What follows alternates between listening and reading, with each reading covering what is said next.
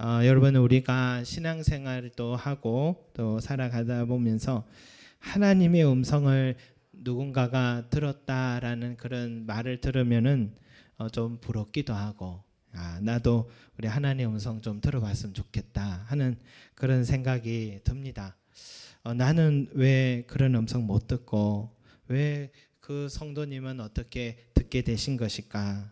나도 사도 바울처럼 다메섹 도상에서 그 강렬한 예수님의 얼굴을 보고 예수님의 음성을 들었던 것처럼 나에게도 그런 일이 있으면 참 좋겠다 하는 그런 생각이 들죠. 그래서 그런 사람들과 나는 어떤 차이가 있을까? 저도 이렇게 안타깝게도 이렇게 지금까지 목사로서 살아왔으면서도 하나님의 음성을 듣거나 하나님 모습을 본 경험이 없습니다. 지금까지. 위로를 얻으시기 바랍니다. 저도 못 보고 못 들었기 때문에 여러분들도 위로를 얻으시기 바랍니다. 제가 기억하는 그런데 그래서 가끔씩요, 한 번씩이라도 저도 주님의 음성 한번 듣게 해주세요 하는 그런 기도를 할 때가 있습니다. 만나게 해주신다면 참 제가 더 힘차게 목회할 텐데, 더 당당하게 예수님의 이름을 전할 텐데 저에게도 좀 그런 은혜 주세요 하고 그렇게 합니다. 왜냐하면 특별한 이 사명자들을 보면 평생 잊지 못할 주님과의 그 만남의 시간을 갖고 있더라고요.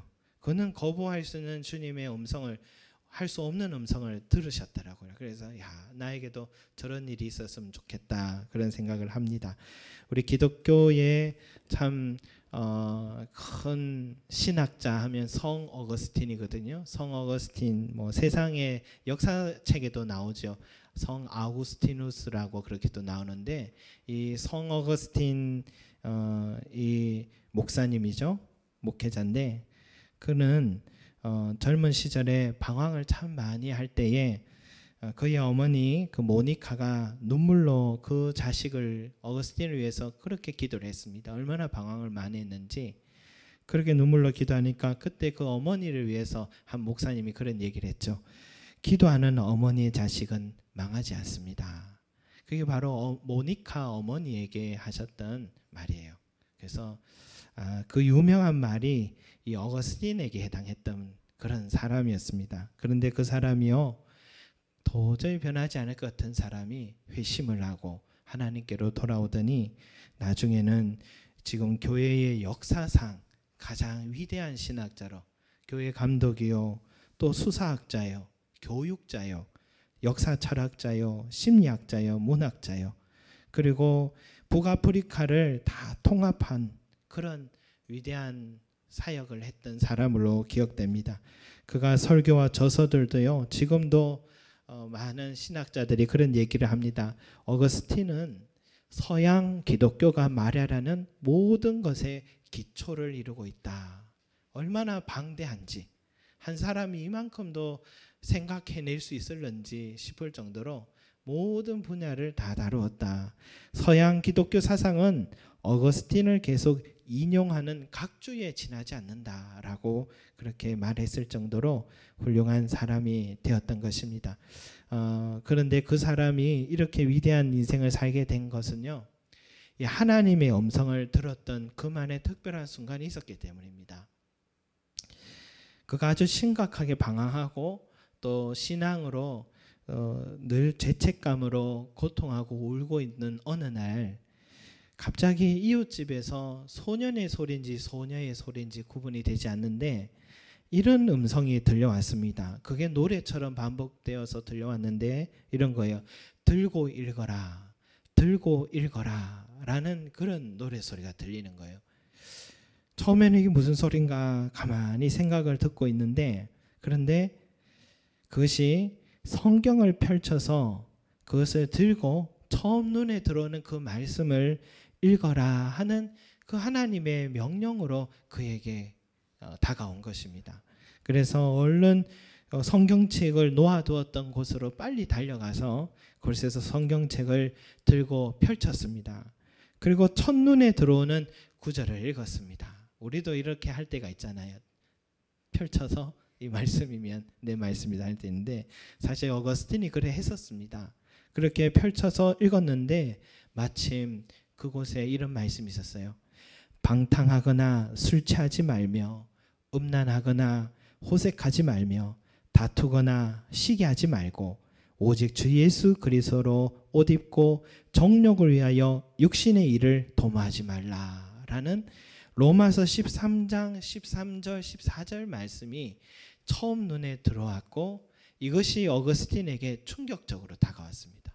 왜냐하면 자기가 방탕했고 자기가 정말 또 그런 모든 다툼, 시기, 또 음란, 술 취함 이 속에 정욕 속에 빠져있던 자신에게 성경 말씀이 정확하게 그에게 다가와서 그는 그 순간부터요 하나님이 자신에게 하신 말씀으로 확신을 하고는 그 뒤로부터는 이제는 하나님에 대해서 의심을 한 적도 없고 믿음에 대해서 전혀 의심한 적 없는 그런 삶을 살아왔다라고 그렇게 고백을 했습니다.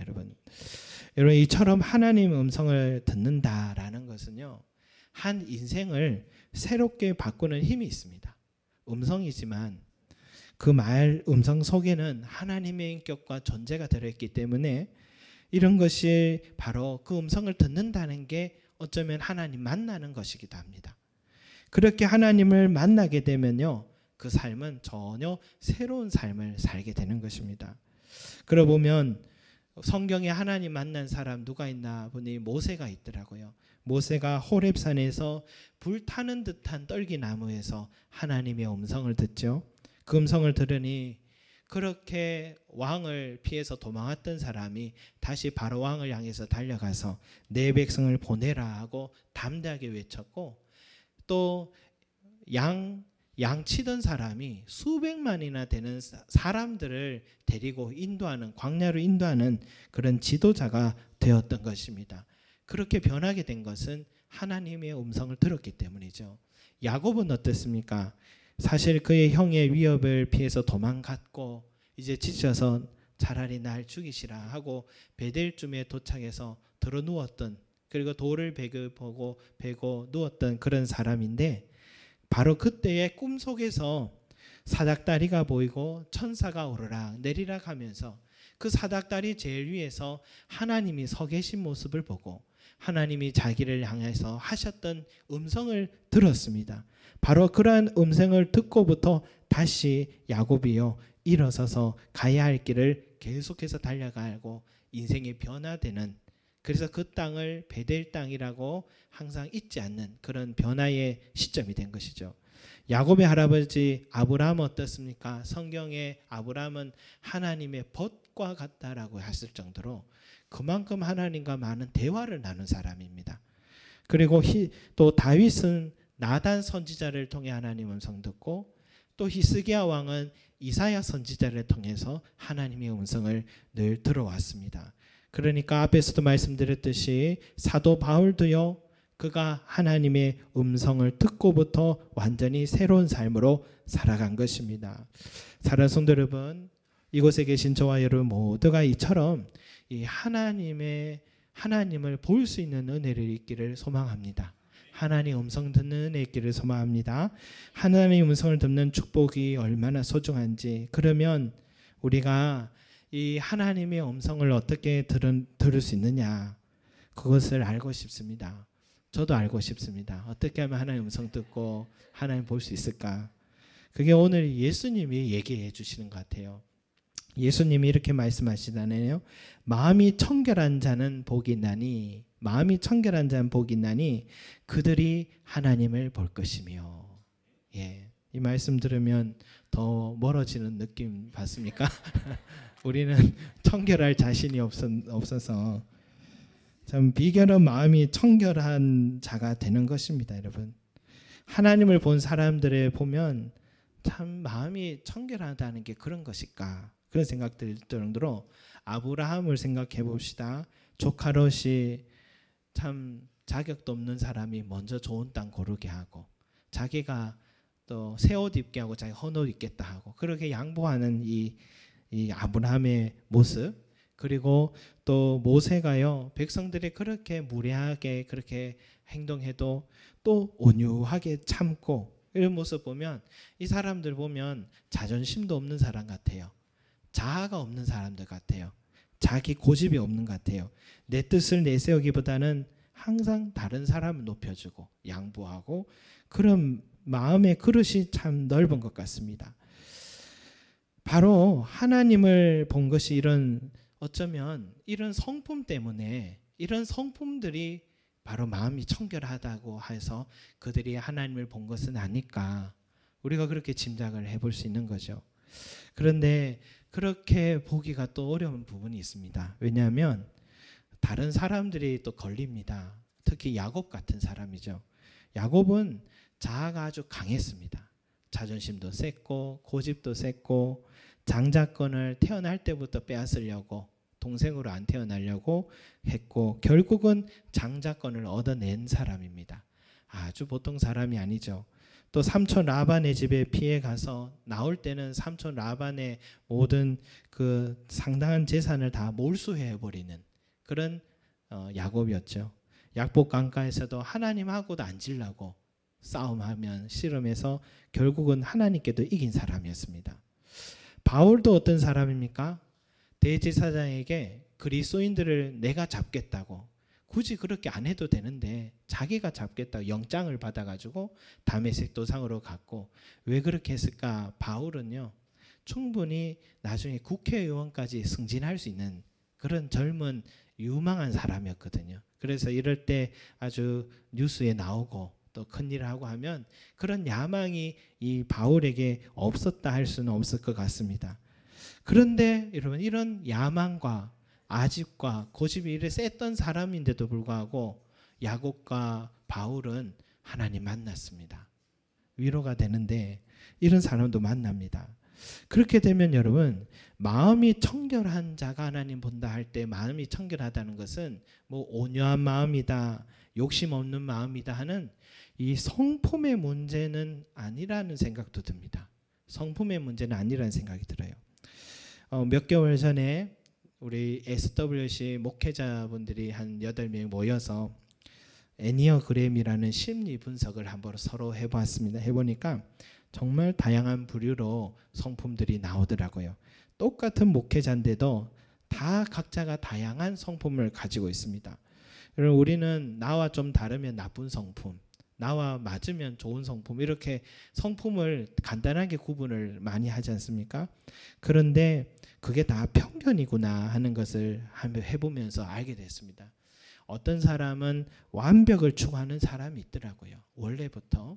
어떤 사람은 정이 많고 다른 사람의 필요에 민감한 사람이 있더라고요. 어떤 사람은 항상 효율적이고 목표 지향적인 사람도 열정적인 사람도 있고 어떤 사람은 감수성이 풍부해서 다른 사람보다 더 슬픔과 고독을 진하게 느끼는 사람도 있더라고요.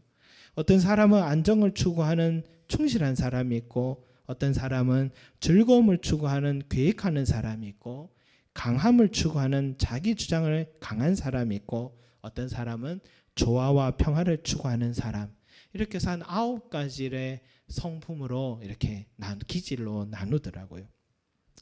그런데 이 모든 것들이 다 나눠지긴 하지만 한 사람에게 다양하게 다 있습니다. 다 있는데 어느 부분이 더 강하게 나타나는 그런 기질들이 있었다는 것을 알게 됐습니다. 그걸 알고 나니까요. 왜 저 사람이 저런 말하지 저런 행동하지 하는 것이 이해가 되더라고요. 이해도 되고 이제는 나와 맞지 않은 사람이면 맞으면 괜찮은 사람이고 맞지 않으면 좋지 않은 사람이다. 그렇게 해서 편가르기도 하고 그렇게 살아왔던 지난 삶이었는데 사람의 성품이란 것이 그 사람이 타고난 기질이고 달란트지 좋고 나쁨의 기준이 아니라는 것 그것을 알게 되었던 계기가 됐습니다. 여러분 다시 말해서요. 마음이 청결하다라는 것은 이 성품의 기준으로 판단하게 되면 오히려 문제가 어려워지게 될 것 같습니다. 그러면 마음이 청결한 자다라는 것은 어떤 사람이냐? 우리 성경 같이 한번 시편 15편을 한번 같이 찾아보겠습니다. 시편 15편입니다. 시편 15편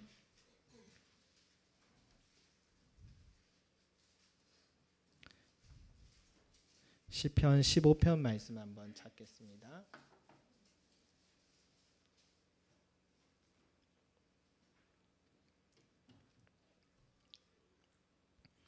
(15편) 1절 말씀 같이 읽겠습니다. 시작. 여호와여, 주의 장막에 머무를 자 누구오며 주의 성산에 사는 자 누구오리까? 라는 질문으로 시편이 시작하죠. 근데 이 질문한 사람이 다윗인데, 다윗이 지금 뭐라고 하는 거냐면, 여호와여, 주의 장막에 머무를 자, 우리 하나님 앞에 설 수 있는 사람이 누구냐, 또 하나님을 대면할 수 있는 사람이 누구냐, 지금 이 질문이죠. 예수님 말씀으로 오늘 말하면 하나님을 볼 사람은 누구냐, 누가 하나님을 볼 수 있느냐라는 같은 질문인 것입니다. 그 다음에 다윗은 이제 하나님의 은혜를 입고 그런 사람이 누군지에 대해서 그 다음 2절에 나오죠. 이런 사람들입니다. 정직하게 행하며 공의를 실천하며 그의 마음의 진실을 말하는 사람. 이 사람이 하나님을 볼 사람이라 했습니다. 그리고 그의 혀로 남을 허물하지 아니하고, 뒤에서 수군수군 비방하지 않는다는 말이겠죠. 또 그의 이웃에게 악을 행하지 아니하고 그의 이웃을 비방하지 아니하며 라고 3절에 나옵니다. 그리고 4절에는 여호와를 두려워하는 자들을 존대하고, 하나님 믿는 사람을 귀히 여긴다는 거겠죠. 그리고 마음에 서원한 것은 변하지 않으며 하나님께 약속한 것은 그대로 지킨다는 겁니다. 또 이자를 받으려고 돈을 꾸어주지 아니하며 뇌물을 받고 무죄한 자를 해하지 아니하는 자라고 설명을 했습니다. 그러니까 다윗이 지금 말한 하나님을 볼 사람, 하나님을 만난 사람은 누구냐? 그가 살펴보니까 율법에서 말하는 의를 행하는 사람이었습니다. 누가 보든지 안 보든지 내가 하나님이 늘 나의 삶을 지켜보고 계신다라는 이 코람데오라는 이 정신으로 하나님 앞에 늘 서 있는 내 자세로 살아가면서 정직하고 공정하게 살아가는 사람, 또 내 삶을 다 들여다보지 하나님 앞에 선 자로서 다른 사람의 허물을 찾거나 비방하지 않는 생활, 하나님께 약속한 것은 바꾸지 않으려고 지키려고 하는 생활, 또 나와 같이 똑같은 하나님의 자녀인 내 이웃에게 선을 베푸는 생활, 그리고 이렇게 의를 행하는 사람이 하나님 앞에 설 수 있다라고 말씀을 하고 있습니다. 여러분, 이것이 지금 하나님을 만날 수 있는 자격을 말하는 건데, 마음이 청결하다라는 것은요, 그 사람이 가진 기질과 성품의 그런 문제가 아니고 하나님의 의를 행하기 위해서 몸부림치는 바로 그 사람이 마음이 청결한 사람이다. 믿으시 바랍니다. 하나님의 말씀대로 살아가려고 오늘도 늘 몸부림치고 힘쓰는 바로 그 사람이 마음이 청결한 사람이다라고 다윗의 해석을 통해서 보면 우리가 이해할 수 있습니다. 그렇게 보니까 성경의 인물에 누가 생각나냐? 고넬료가 생각나더라고요. 고넬료. 예. 우리 교회도 고넬료 한 분 계신데 감사하게 생각합니다. 근데 이 고넬료가요, 이 로마의 백부장입니다. 로마 장교인데 경건한 사람이다라고 했는데, 경건한 사람이다라고 신약 성경에 어떨 때 쓰냐면은 이방인이 유대인으로 개종한 사람, 그 사람들은 경건한 사람이다라고 표현을 합니다. 그 고넬료가 어느 날 환상 중에요, 천사를 보았습니다. 기도 중에 환상 중에 천사를 본 거겠죠. 다시 말해 하나님을 만난 겁니다. 천사는 그에게 뭐라고 하냐면 고넬료야 하니까, 고넬료가요 늘 하나님 보고 싶다고 기도하다가 진짜 보니까 너무 놀라가지고 두려워했습니다. 그러면 자기도 모르게 주여 무슨 일이니까 라고 물으니 천사가 하는 말이, 내 기도와 구제가 하나님 앞에 상달되어 기억하신 바가 되었다 라고 말씀하셨습니다. 그가 하나님을 보게 된 이유가 항상 기도하고 항상 많은 이웃들 백성들을 구제하는 일을 행하였다. 여러분, 식민지 주둔하는 장교가 그 백성들을 도와준다, 이게 사실 쉬운 일이 아니거든요. 착복해야 되지. 오히려 도와주던 삶을 살았던, 이웃을 사랑하는 그런 삶을 살았던 거죠. 그리고 그 로마의 종교가 있거든요. 그걸 다 포기하고 유대교 패배한 나라의 하나님을 믿겠다, 이 자체도 사실은 어려운 일입니다.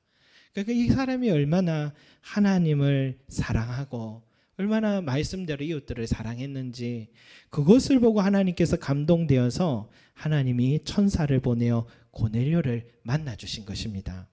다시 말해서 그는 항상 기도했다는 것은 하나님을 사랑했고, 항상 구제했다라는 것은 내 이웃을 사랑하는 율법의 의를 행한 것이다 라는 것이죠.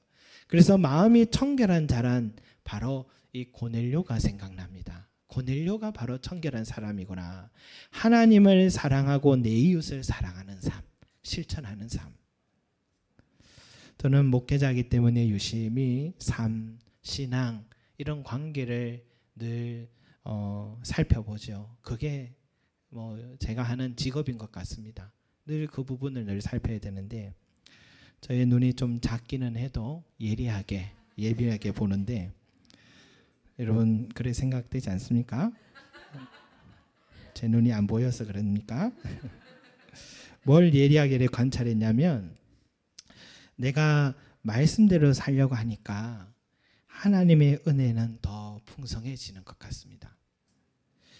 아까 전에도 말씀드렸지만 한 번도 하나님을 두 눈으로 목격한 적도 없고, 또 하나님의 음성을 내 귀에 들어본 적이 없습니다.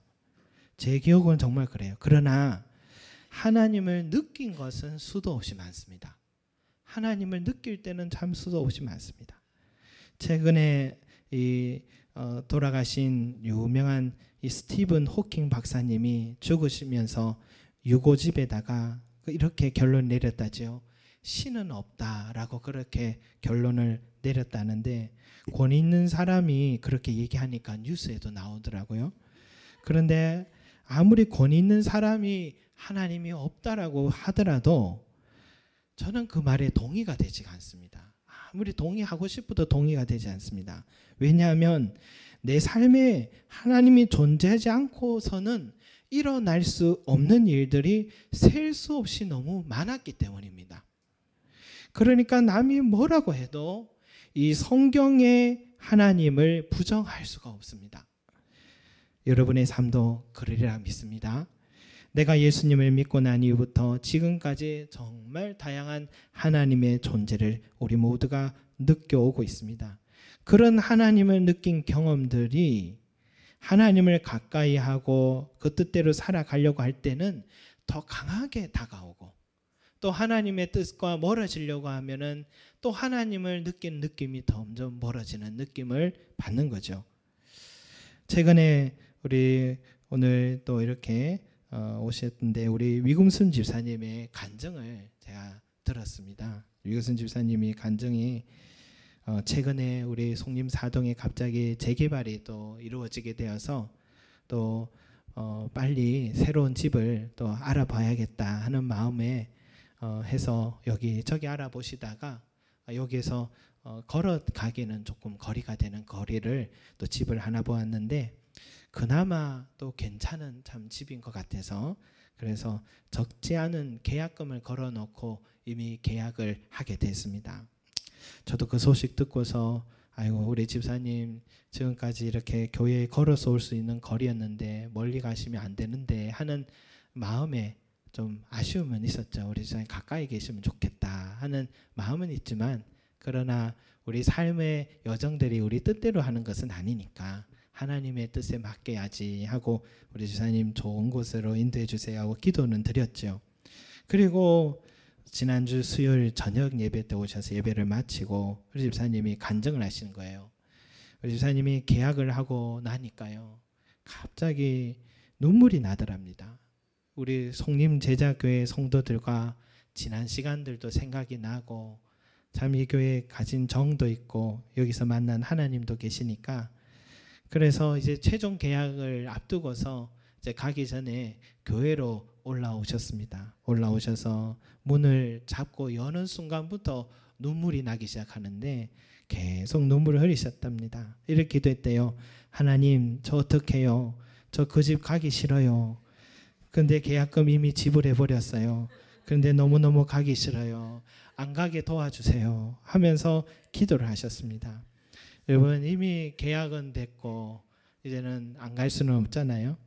그리고 부동산 중개사와 함께 다시 그 집으로 갔는데 그 집 주인과 대화를 하는데 갑자기 집 주인의 아버님이 전화가 오셔서 집안을 사진으로 다 찍어서 보내달라 하는 겁니다. 그래서 찍어 보내줬더니 갑자기 너무나도 제일 잘 어울리고 예뻤던 그 붙박이장을 마음에 들지 않는다고 어르신이 빨리 떼라고, 자꾸 떼라고 하는 겁니다. 지금 계약하고 있는데 지금 붙박이장을 자꾸 떼라고 하니까, 그래서 아들이 이쁘게 괜찮은데 왜 자꾸 떼라고 하냐고, 그러니까 계속 떼라고 합니다. 그런데 나중에는 어른이 뭐라고 하냐면, 우리 새로 들어오는 세입자에게 나중에 집 나갈 때 붙박이장을 떼고 나가시라고, 있을 때는 쓰고 떼고 나가시라고 그렇게 얘기했다라는 거예요. 참 어처구니 없고 말이 안 되는 요구를 한 거죠. 설치한 사람이 떼야지 왜 들어온 사람이 왜 떼입니까?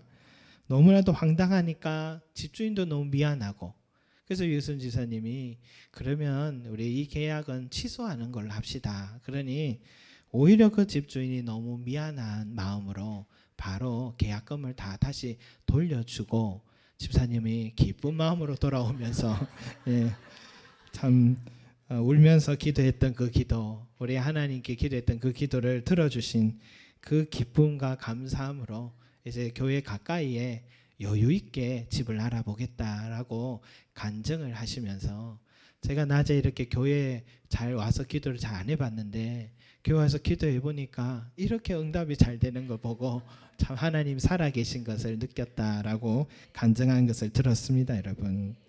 여러분, 마음이 청결한 자가 하나님을 볼 것이라는 것이 바로 이런 것이라 생각합니다. 하나님을 존중하고요, 하나님께 묻고요, 하나님을 의지해서 기도하고 하나님 말씀대로 살아가려고 하고, 그리고 고넬료와 같이 이웃을 사랑하려고, 필요한 것이 있으면 나눠주려고 하고, 다윗이 말한 것처럼 돈을 빌려줘도 이자를 받지 않으려는 그런 배려와 마음들이 바로 마음이 청결한 사람의 모습이다라고 할 수 있겠습니다. 그렇다면 여기 있는 우리 모두는 하나님 앞에 서 있는 사람일 수 있고, 또 하나님을 만난 사람이고 하나님을 본 사람이라고 믿습니다.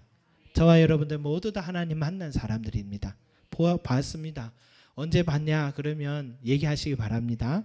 그러나 마음이 청결한 삶을 선택하고 또 계속해서 지켜나가면요, 더 자주 하나님 보게 될 것입니다. 앞으로 더 자주 보게 될 것입니다. 하나님의 은혜의 손길을 매일마다 체험하게 될 것이고, 하나님을 사랑하고 내 이웃과 내 몸과 같이 살아가는 마음이 바로 청결한 자임을 알고, 여러분 마음이 청결한 자가 되셔서 또 그렇게 계속 살아가셔서 날마다 하나님을 보시는 저와 여러분이 되시기를 소망합니다. 기도드리겠습니다. 사랑과 은혜가 많으신 우리 아버지 하나님, 우리가 마음이 날마다 청결한 자가 되기를 소망합니다. 우리 의로는 청결할 수가 없지만, 그러나 우리가 하나님 말씀대로 따라 살려고 노력하고 몸부림치고 애쓸 때에 우리 주님 은혜 주셔서 우리의 마음을 깨끗하게 비워주시고, 우리 주님이 오실 수 있는 그런 귀한 공간으로 만들어 주시고, 우리 영의 눈은 뜨게 하여 주셔서 하나님 만나게 하시고, 하나님을 늘 가까이 하니 그 풍성한 은혜를 늘 날마다 맛보는 저희들이 삶이 되기를 소망합니다.